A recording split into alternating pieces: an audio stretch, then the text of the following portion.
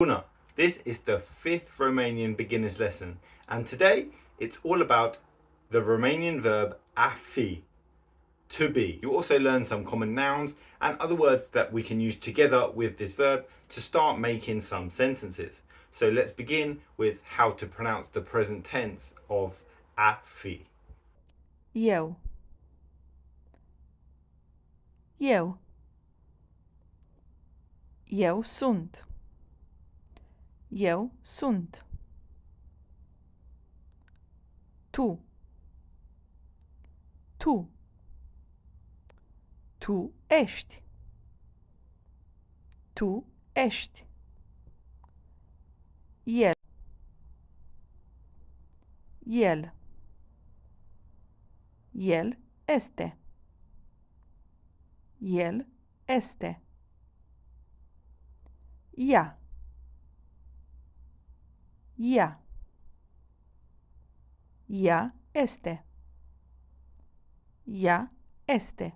For the third person tense, we can replace este with ye. For example, el ye, ea ye. And Romanian, like other languages, Spanish, you don't need to always use the pronoun at the beginning because the context can tell the picture. But for now, let's leave it there and let's continue with the verb a fi. Noi.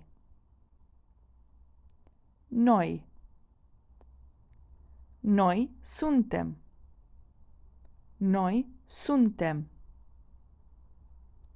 Voi. Voi. Voi sunteți. Voi sunteți. Ei. Ei. Ei sunt. Ei sunt. Ele. Ele. Ele sunt. Ele sunt. That's it. That's the verb. Now let's start to learn some nouns or words that can be combined with this verb so that your vocabulary expands as you go along. Student. Student. Doctor. Doctor. Fericit. Fericit. Obosit. Obosit. Acasă. Acasă. Începător. Începător. Aici. Aici. Prieten. Prieten. Român. Român. Româncă. Româncă. Ocupat. Ocupat. Before we go on to the dialogue, I'm going to stick up these two pronouns now. And can you tell me, can you remember what the verb, the correct present tense verb of eu and noi? Yep. Eu sunt. Noi suntem.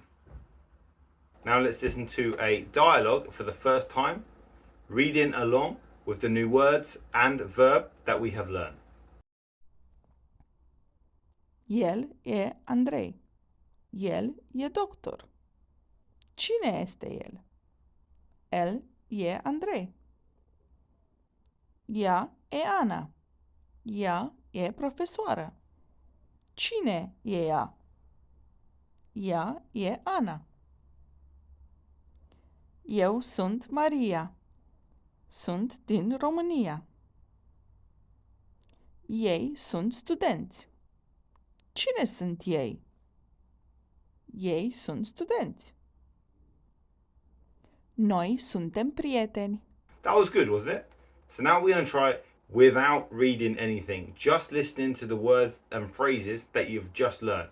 Let's try to really focus on the sentence as a whole and not necessarily the individual words.